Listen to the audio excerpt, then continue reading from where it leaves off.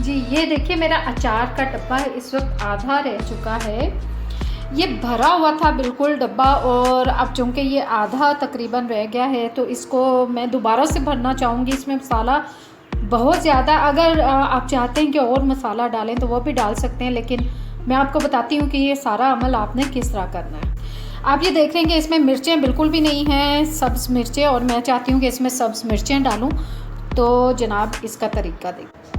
ये मिर्चें तकरीबन 1 से 1.5 पाव हैं। असल में मैं पहले ही काट चुकी थी, मुझे ये ख़्याल आया कि मैं आपको बता दूं कि ये भी तरीका है अचार को बढ़ाने का।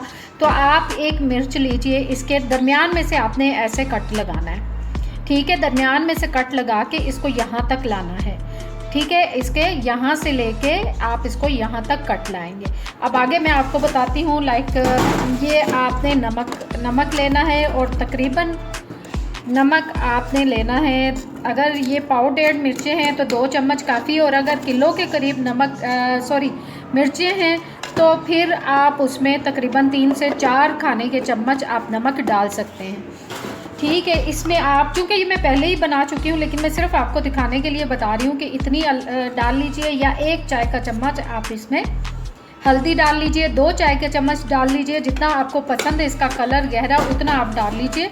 और उसके बाद आपने क्या करना है कि जो मिर्चें आपने कट लगाई हैं आप इसको फिर मिक्स करेंगे। मैं चूँकि ये अमल कर चुकी हूँ तो अब मैं आपको सिर्फ दिखाने के लिए बताना चाह रही हूँ। तो आपने अगर यहाँ पे कट लगाया तो उसमें थोड़ा थोड़ा चुटकी भर के आप लगा के उसको खूब अच्छी तरह से आप इस टोकरी में, जैसे ही मैंने सबको लगा लिया है मिर्चें, किसी एक और बर्तन में आप इसको डाल लीजिए। लाइक ये बर्तन है, मैं एक एक करके इसमें जैसे मैं नमक और वो हल्दी लगा के इसको इसमें ये रखती जाऊंगी।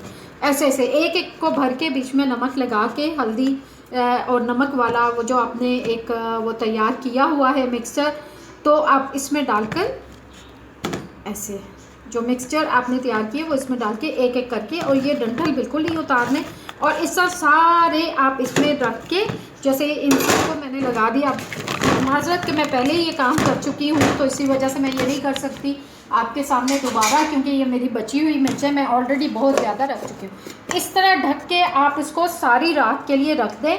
उसके बाद आपने क्या करना है वो मैं आपको, उसके बाद मैंने ये मिर्चें धूप में ला के रखती थी। ये देखें, आपको ये पानी ड्राई हुआ नज़र आ रहा है, हैं कि इस वक्त मिर्चें तकरीबन सूख चुकी हैं, और ये मैंने 3 बर्तनों में रखा है। ये देखें, इनमें से जो पानी बकाया बचा था वो सारा नुचड़ गया, फिर मैंने इधर रखा, जिधर जिधर मैं रख रही हूँ उधर उधर ये आपको नज़र आ रहा है कीड़ियाँ भी आनी शुरू हो गई। एनीवेज़ ये हमारी मिर्चों को नहीं छुएंगी। अब ये देखिए जी, ये देख रहे हैं आप, इस वक्त आपको मिर्चें नज़र आ रही होंगी, ये मैंने धूप में रखी हैं सुखाने के लिए। आप देख रहे हैं कि इस पे नमक और हल्दी भी इस पे इसका रंग आया हुआ है। ये जब सूख जाएंगी मिर्चें, मैंने 3 मुख्तलिफ बर्तनों में बिल्कुल अकेली अकेली करके रखी हैं ताकि ये अच्छी तरह से खुश्क हो जाए। और तकरीबन इसको 2-3 घंटे हो गए तकरीबन सूखी हुई हैं ये। और इसके बाद का अमल मैं आपको बताती हूँ कि क्या कर। ये देखिए जी, सब्ज़ मिर्चें बिल्कुल खुश्क हो गई हैं और मैंने इनको लाकर अब अंदर रख लिया। अब अगला अमल जो है ये देखिए बिल्कुल खुश्क हैं।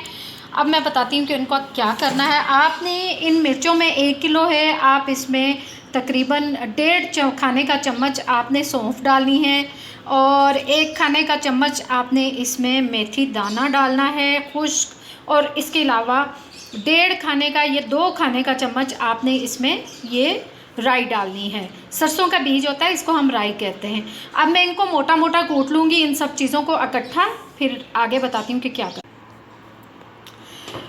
अच्छा, मैं इसमें कलौंजी डालना भूल गई थी, तो ये भी डाल के मैं इसको 1 खाने का चम्मच कलौंजी भी मैं इसमें शामिल करूँगी, और फिर इसको मोटा मोटा कूट लूँगी।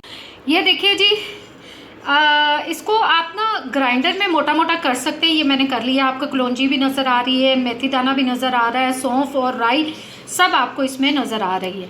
अब मैं आपको बताती हूँ कि इसको क्या करना है। अब ये देखिए, जो सब्ज़ मिर्चें हैं वो हमने इसमें थोड़ी थोड़ी करके ऐसे डाल लेनी है, ठीक है। और उसमें साथ साथ जी इस तरह थोड़ी थोड़ी करके इसमें हमने मिर्चें डाली, और साथ में हमने ऊपर से ये थोड़ा मसाला भी डालते जाना है।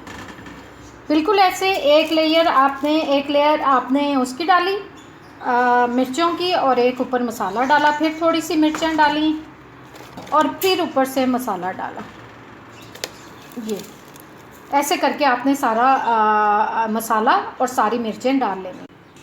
अब ये देखिए सारा मसाला और सारी मिर्चें बीच में डल चुका है। मिर्चों के ऊपर जो पता है मिर्चों का जो झड़ा था, नमक और हल्दी, वो भी मैंने इसमें डाल लिया।